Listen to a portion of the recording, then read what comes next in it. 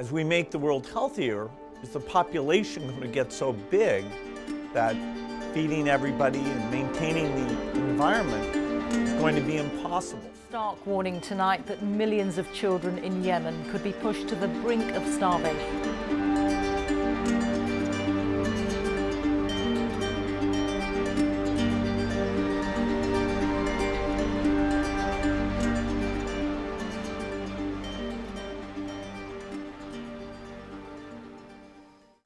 Hello everyone and welcome back.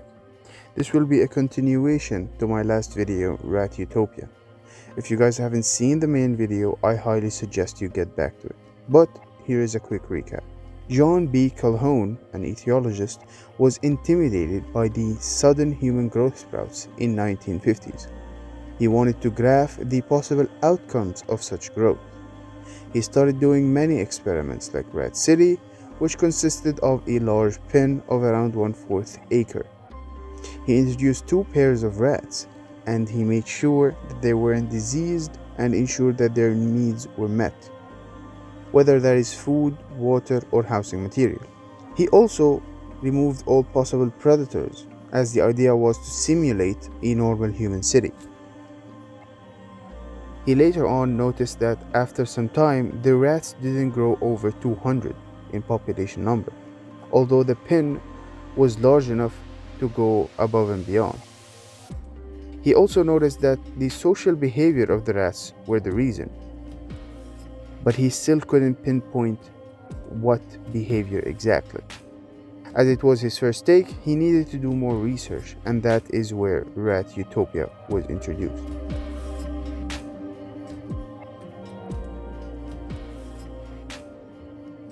Rat Utopia was one of Dr. Jones' more powerful and controversial experiments, as it introduced the real damage that could happen to a colony when there is consistent social friction. It also discovered and established the concept and term behavioral sink.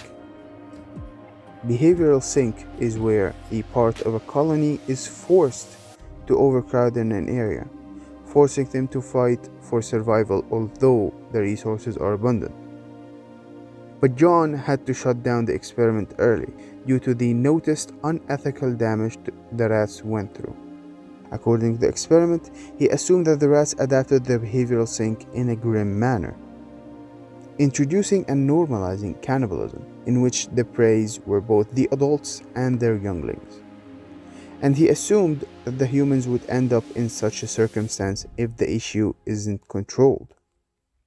People called him a nihilist and assumed that humans are far more complex to fall in such a downfall spiral. So he decided to continue his research silently, and then he came up with Universum 25.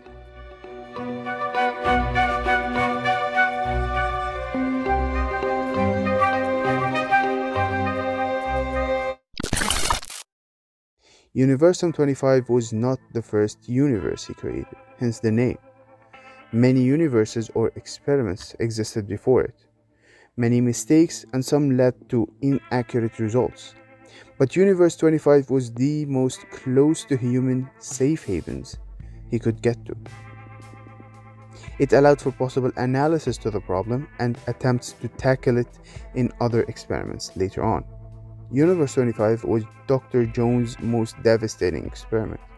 According to Dr. Jones, the experiment took place in 101 inches square enclosure or a tank. It was enclosed by walls of 54 inches high, and 37 inches of these walls were manufactured in a way to allow the mice to climb up, but the rest of the 17 inches were made of bare wall. The idea here was to allow the rats to climb up the 37 inches but prevent them from escaping using the 17 inches left. In addition, he created 16 vertical meshwork tunnels on each wall. He termed them stairwells. These stairwells opened to 4 nesting boxes. This meant there was 256 boxes of housing, each allowing 15 mice, meaning there is around 3,840 mice that could be comfortably housed in this enclosure. Of course, similar to his previous experiments, he gave the rats all the needed necessities for a perfect life, meaning food, water, and housing material. He also put food in close proximity to the corridors and only adding the iconic meshwork that he did in his previous experiments. He also chose specific rats that were bred for the experiment. They were provided by the National Institute of Mental Health, or NIM for short. They were 4 pairs of mice to start the experiment. Dr. Calhoun made sure to take great care of the mice and ensure their needs were met. With all these perfect starters, of course, as many would assume, the mice thrived in the first year, going from 4 pairs to a healthy 620 members. But the mice population growth was not universal in the first year. In fact, it was only dropping. While the mice would usually double every 55 days, after the day 315, the mice started doubling every 145 days. There were 620 mice at this stage, meaning they weren't even close to the 3,840 space allocation that Dr. Calhoun provided. He also noticed the sudden and noticeable behavioral changes. Firstly, the males, unlike the rats in Rat Utopia, didn't have the need to protect their territories, since all the food was provided and not really much needed space. The male mice started to get dejected from social life. The males didn't feel like protecting their harems and instead started to fight randomly. And from the consistent fights, the mice would be too weak to fight later on, and usually die early. If any of them wanted to defend their harem, they would in fact be unable to due to their weakness. In addition, they would break the social bonds. Some of the mice would group up to 50 or sometimes more in a box that wasn't allowed to house that many, while there was empty boxes inches away. It is also noticed that some didn't mind killing and cannibalizing others despite the clear food abundance. Some mice were pansexual, as mentioned in the previous video. Similar to the males, the females would also fail to care and attend for the young. They would tend to opt out into protecting themselves since the males didn't really help them. Under such stress, the females would end up hurting the younglings and tend to injure them. This would lead to the younglings leaving the nesting early or just straight up dying.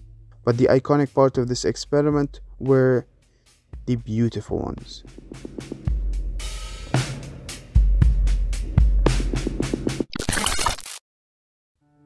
These beautiful ones seemed to isolate themselves on the highest point in the pen, only eating and grooming themselves when needed. They refused to interact nor initiate coupling with other females or males. They looked clean, but according to the notes, they looked far more stupid. Though they looked inquisitive, they were in fact very stupid.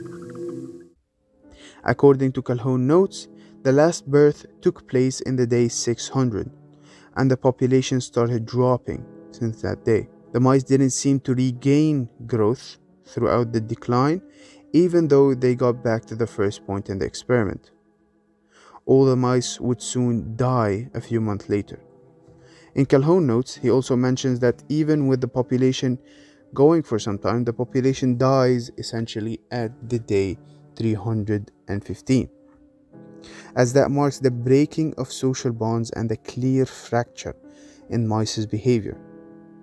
According to Calhoun notes, these beautiful ones mark the beginning of the end to this society. As Dr. Calhoun mentions, and I quote, "Their spirit has died. They are no longer capable of executing the more complex behaviors compatible with a species' survival. The species in such settings die." End quote.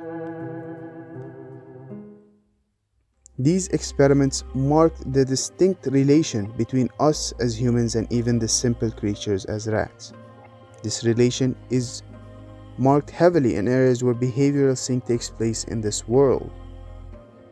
The possibility for us as humans to return to our animalistic instincts is a terrifying thought. We are indeed much complex as a species, but the more complex the problems that come with a creature. But I will leave that thought to you guys. With that, I end this video. I hope you have enjoyed the video, and I will see you all in the next one.